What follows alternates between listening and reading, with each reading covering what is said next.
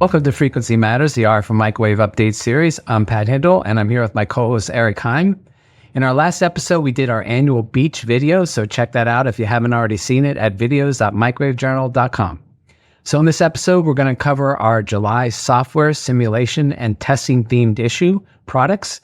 And as a reminder, the cover story is about efficiently simulating phased arrays with active impedance by Keysight.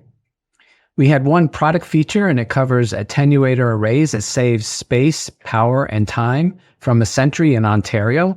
And this is the family of 4, 6, 8, and 16 channel variable attenuators supporting a frequency range from 500 megahertz to 7.5 gigahertz with up to 95 dB of variable attenuation to 6 gigahertz. Eric, what do we have for tech briefs? Thanks, Pat. Well, we have two tech briefs in this issue. And the first is from Avishtek, and it describes their Gauss stack design and simulation tool for PCBs. And this tool addresses transmission line signal integrity challenges by simulating and addressing a whole host of reliability failure modes. And we also have a polyrod antenna from Iris Technologies that's actually a collaboration with Null Space EM for the EM simulation and Fortify for the manufacturing expertise. And the antenna provides 10 to 17 dBi gain over 7 to 18 gigahertz, along with cross-polarization isolation exceeding 30 dB. So both of those tech briefs are pretty interesting. And we had a special guest join us today, Phoebe Hitchcock, product manager at Times Microwave Systems, talk with me about cables for phased array applications. Let's take a look at a clip from that now. So how does cables from Times address that issue? How do they minimize losses and phase change? Right.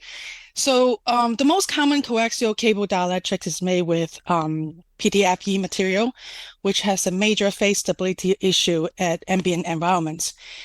This well-known phenomenon is called the Teflon knee, which is a significant phase change around room temperature.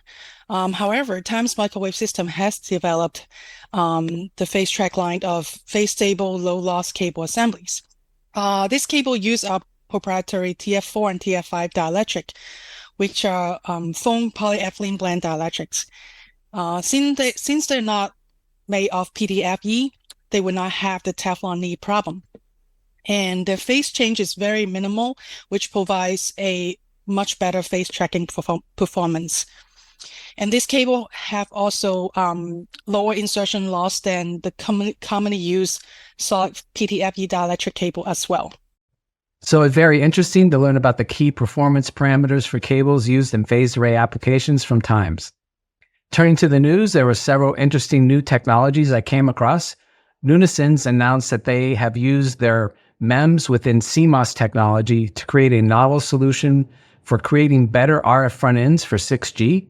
The company has used this technology of building MEMS structures used in standard CMOS technologies to create numerous digitally tunable nanoscale capacitors within the CMOS layers of the chip, along with the control circuitry at the same time. And this reduces size and improves efficiency. And we plan to cover this in a technical article in a November issue. A significant leap in quantum technology that dramatically improves the stability and performance of quantum systems has been achieved by a group of researchers led by Hebrew University of Jerusalem.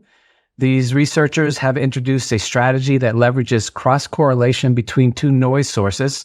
So by exploiting the destructive interference of cross-correlated noise, the team managed to significantly extend the coherence time of quantum states by 10x, improve control fidelity, and enhance sensitivity for high-frequency quantum sensing.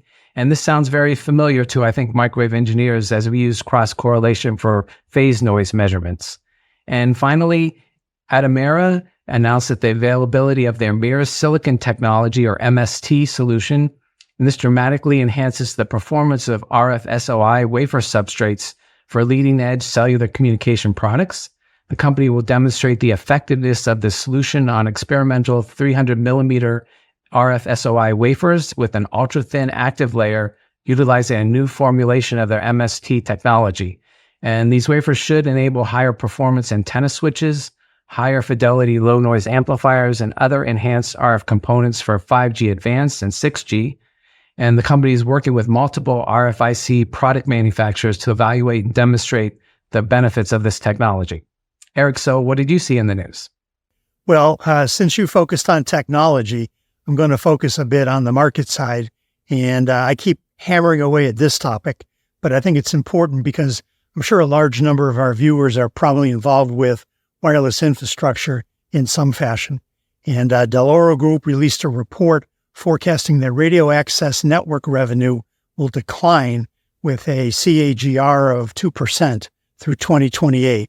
And the driver for that will be LTE revenue declining faster than 5G can replace it.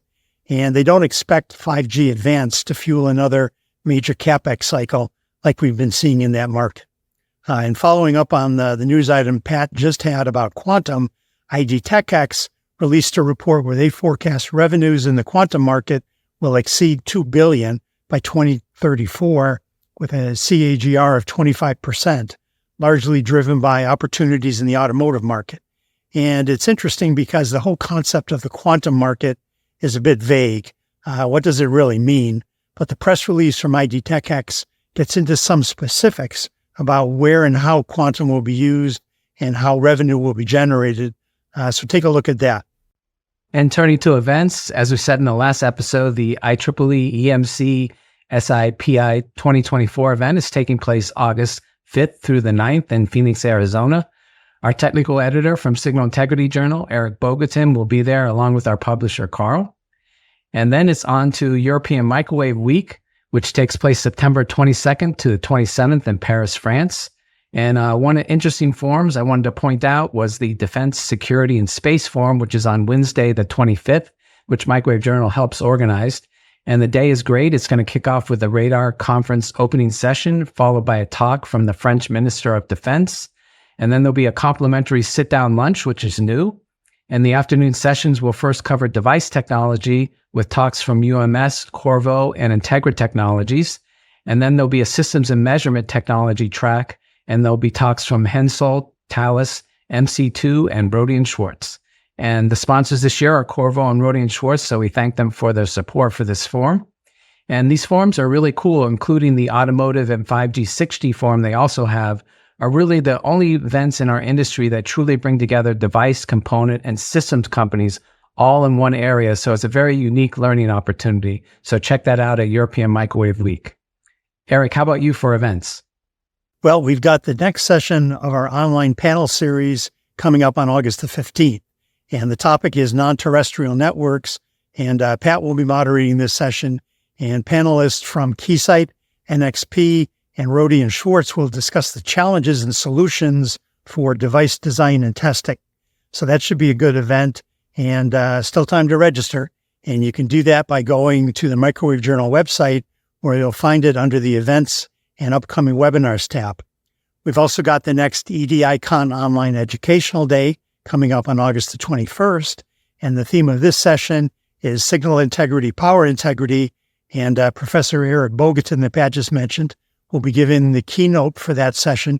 And he's talking about free SIPI tools, so that should be worthwhile.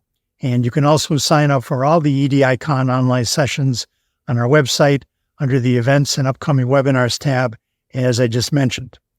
And that wraps up this episode. Our sponsors are RFMW and Times Microwave Systems. RFMW is the technical distributor of RF and microwave products and now power management. When you start your next design, consider the multiple product lines. Times Microwave Systems, a member of Amphenol North America Military Group and a division of Amphenol Harsh Environmental Solutions, is a pioneering brand of innovative RF and microwave interconnected assemblies, cables, and connector designs. And remember, as a member of the industry, a subscription to Microwave Journal is free, so please visit our site and subscribe today if you're not already a reader. Thanks for watching this episode, and please join us again for another Frequency Matters.